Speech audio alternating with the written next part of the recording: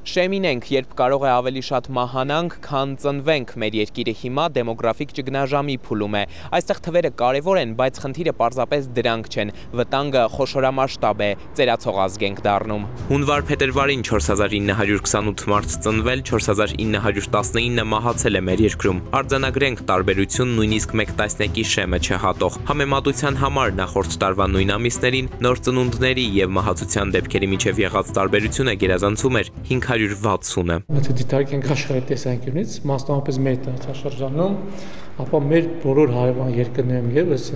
ծնելիության լուրջ անկում է գրանցվում։ Ծնելիության գումարային գործակիցն է բոլոր տեղերում նվազում։ Նվազելը նվազում է, բայց նկատենք գոնե հարավկովկասյան տարածաշրջանում ամենաքիչ բնակչությունը հենց մենք ունենք։ Անզեն աչքին պարզ է, թեկուզ համընդհանուր միտումների պարագայում ով կտուժի գոնե առաջինը, բայց նախ սկզբից այն, ինչ Հայաստանում սկսվեց նախորդ տարվանից ու շարունակվում է մինչև օրս, այսինքն ծնելիության կտրուկ բացարձակ թվերով 3000-ով նվազումը ըստ փորձագիտական գերակշռող հաշվարկ վերլուծությունների պետք է մեկնարկեր առնվազն 2026-27 24 թվականին մի քիչ անսպասել էր ծնունդների նվազումը, մանավանդ 9%-ով, բավական լուրջ նվազում է։ Անսպասելի չէր, դրա մասին մասնագետները շատ վաղուց էին խոսում, դեռ 2008-9 թվականներից, ես ինքս 2009 թվականից գոնե խոսել եմ։ Նախորդ տարի ծնունդների թվականակը շուրջ 3000-ով նվազել է։ Եվ դա այն պարագայում, որ արդեն նաև Արցախից բռնի տեղահանված մեր հայրենակիցներն են այստեղ իրենց ծնունդներով փաստորեն այդ ցուցանիշի վրա ազդում եւ ստացվում է, որ պլյուս 100,000-ից ավել մարդու ծնունդներ այդ ցուցանիշի մեջ են, բայց միևնույն է շարունակում է ծնելիությունը անկում ապրել։ 2020 թվականին 1988-ի Սպիտակի ավերիչ երկրաշարժից հետո առաջին անգամ մեր երկրում մահացության ամենաբարձր ցուցանիշը գրանցվեց 35371 մահ։ Դե հիշենք այդ տարի կորոնավարակ էր, հետո 44-օրյա պատերազմը եղավ։ Իդեպ դեռևս չունենք հետազոտական տվյալներ, թե հատկապես պատերազմը ինչպես անդրադարձավ կամ դեռ ինչպես կազդի մեր դեմոգրաֆիայի վրա։ Մենք ունենք բացարձակ թվով կորուստ, այսինքն 2020 թվականը մենք փակել ենք բացասական մնացորդով, այսինքն մահացությունը գերազանցել է ծնելիությանը COVID-ի եւ պատերազմի պատճառով։ Երկրորդը դա երիտասարդ վերարտադրողական տարիքի տղամարդկանց կորուստն է, եղած զոհվածների 98%-ից ավելին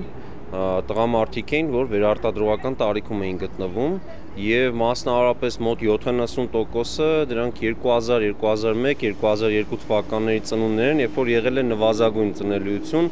տղաների թվականակի,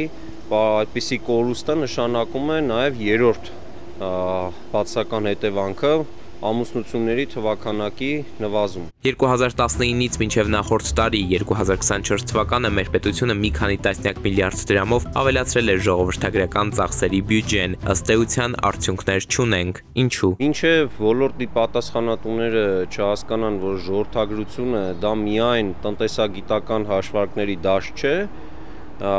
որևէ կերպ իրավիճակը չի կարող շտկվել։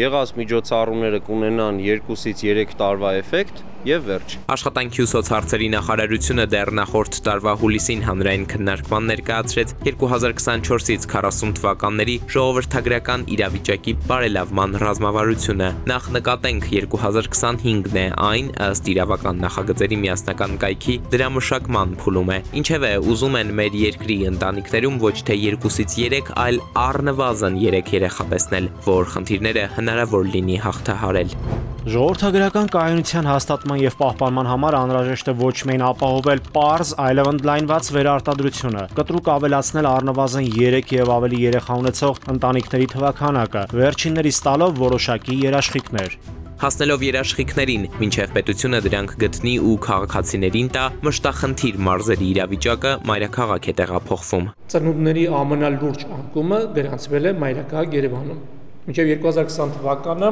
Երևանը հանդիսանում էր, այսպես ասած, ժողովրդագրական լոկոմոտիվը Հայաստան Հանրապետության, այսինքն ծնունդների ամենամեծ թիվը գրանցվում էր Երևանում, ծնելիության գումարային գործակից 2020 թվականին հասել մինչև 2-ը, այսինքն մոտացել էր պարզ վերարտադրության թշնամասին, բայց նախորդ տարի Երևանում ծնելիության գումարային գործակիցը իջել է մինչև 1.350-ի, այսինքն այսպես լուրջ անկում, այսինքն հիմա պետք է հասկանալ ինչ է կատարվում մայրաքաղաքում։ Իսկ ընդհանուր մեր երկրում կատարվողի պատճառները որոնք են, մասնագետներն ասում են, այստեղ էլ այնպես չէ, թե շատ բան հստակ է։ Գլոբալ իմաստով նախորդ 20-30 տարվա ձևավորված իրականությունն է, այսինքն ունենք մայրական կազմի նեղ, այսպես շրջանակ, ամուսնացողների նեղ շրջանակ, ունենք նաև երեխաների քիչ պաշտպան, հասկանալ նաև անվտանգային միջավայրի որոշակի փոփոխությունները հնարավոր է որ ազդեցություն ունեցել են նաև մարդկանց պահվածքի վրա, այսպես ժողովրդագրական պահվածքի վրա։ Իսկ ինչու հասանք այսօրին մտավորականի պատասխանը խորն է, ժամանակներ, իրավիճակ, իրականություն։ Տունը ներսից է մեծանում, տունը դրսից չի մեծանում։ Դա նշանակում է, որ դան ներսում այնպիսի մթնոլորտ պիտի լինի, որ երեխա շատ ծնվի։ Մեր երկրում այդ մթնոլորտը չկա։ Մեր երկրում չկա այդ մթնոլորտը։ Բոլորը դագնապի մեջ են։ Բոլորը վստահ չեն վաղվա օրվա։ Պատճառը մեր ժողովրդի ընկճախտն է։ Ընկճված է մեր ժողովուրդը։ Պարտված ժողովրդի հոգեբանությունը սարսափելի է։ Ինչ կլինի առաջիկայում, նվազումը կշարունակվի, թե հրաշք կպատահի։ Փորձագետների գնահատմամբ դեռ նվազման ենք գնալու։ Ավելի հեռու ճանապարհի համար պատասխանը կրկնում են, հետազոտություններ չկան, իսկ գնահատականի համար դրանք պարտադիր պետք է ձեռքի տակ ունենալ։ Այնուամենայնիվ, խնդիրներն ինչպես հաղթահարել։ Պիտի ոգեշնչել ժողովրդին։ Ժողովրդի մեջ արտնասնել այն ինչ որ ինքն է, որ այսօր մոխրով է ծածկված։ Մեր ներսի հայը, հավերժական հայը մոխրով է ծածկված։ Հավերժական հայի զգացողությունը չկա այսօր։ Պիտի ժողովրդին վերադարձնել ինքը իրեն։ Մինչև այս ամեն ինչը, մենք ինչ էինք, մենք ինչպես էինք։ Ընդ որում շատերն են մեղավոր։ Մեր անկախությունից հետո շատերն են մեղավոր։ Բայց եկանք հասանք ծայրագույնին։ Դառն ու ցավոտ թեմայի վերջաբանի համար Սուրենկյունն ուղղություն վերցրեց Արարատի մարզ, գյուղ Այգևան։ Հայաստանի ամենաշատ երեխաներ ունեցող ընտանիքում ենք։ 15 երեխա ունեն Տեր-Ուտիկին Մելքոնյանները, 10 աղջիկ, 5 տղա, ամենափոքրը 7 տարեկան է, ամենամեծը 30։ Չեն վախեցել ոչ մի խոչընդոտից։ Այսօր պետությունից ստանում են ամսական 100,000 դրամ որպես ծնողական փառքի մեդալի պատվովճար ու նպաստ միայն։ Մենք ունեցել ենք նոր այդ ամենը եղել։ Մենք առանց որևիցե այդ աջակցությունը, գիտեք ինչ, յուրաքանչյուր երեխան դա Աստծո պարգևն է։ Իսկ Աստված եթե մեկին պարգև է տալիս, այդ պարգևից ոչ մեկը չպիտի հրաժարվենք։ Կամ Մելքոնյանների օրինակով, կամ էլ այս մեքենայի վարորդի հորդորով, թերևս շատ երեխաներ ունենալը միակ բանն է, որտեղ անհամաձայնություններ, տարաձայնություններ չկան, երևի թե չեն էլ լինում, բայց հանուն մեր փրկության պաթոս է, թե արդեն իսկապես իրավիճակին համապատասխան կոչ, թե կուզեք մարտակոչ։ Էդուարդ Պողոսյան, Զոհրաբ Քարամյան, Վահան Գուլոյան, Սուրենկյուն։